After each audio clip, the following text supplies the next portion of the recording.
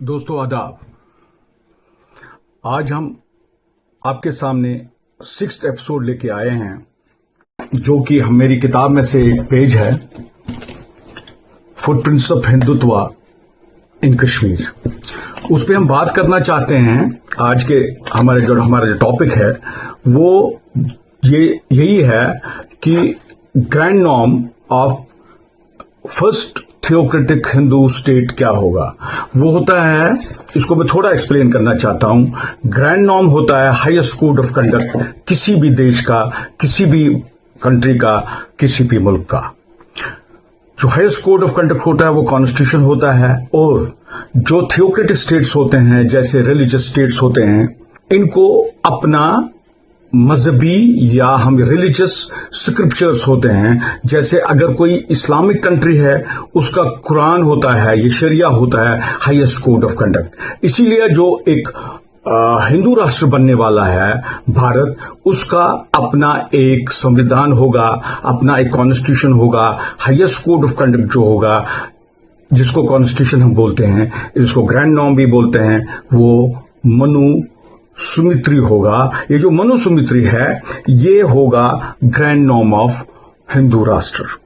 ये जो है, ये लॉज ऑफ मनु है, जिसने, ये मनु जो था, ये एक लॉ गिवर था हिंदुओं का। ये बहुत ही एंशिएंट स्क्रिप्चर है, ये वेदास का पार्ट है।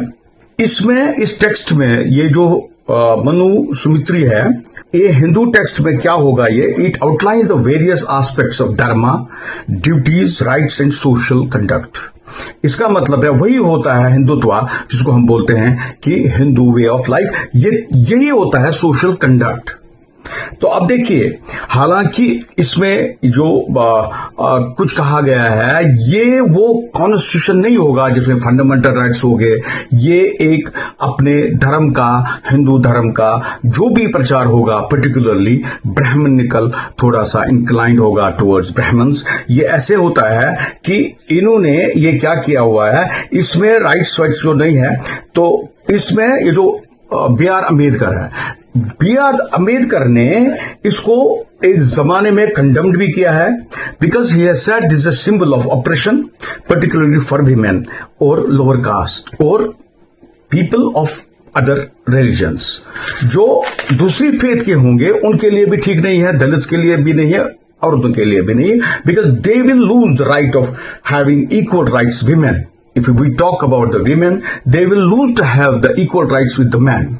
तो इसी अकॉर्डिंग टू दिस स्क्रिप्चर, जो मनु सुमित्री है, इसके तहत उनको वो नहीं होंगे बराबर। वो they can not work, they can not go out, they can not take up the jobs, they can not have the same equal rights with the man.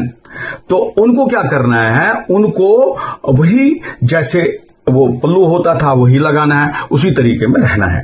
तो आप देखिए, इसमें ये है, it will take away the fundamental rights, this will not have the, ये जो guaranteed है rights of all the citizens India, they will not have that.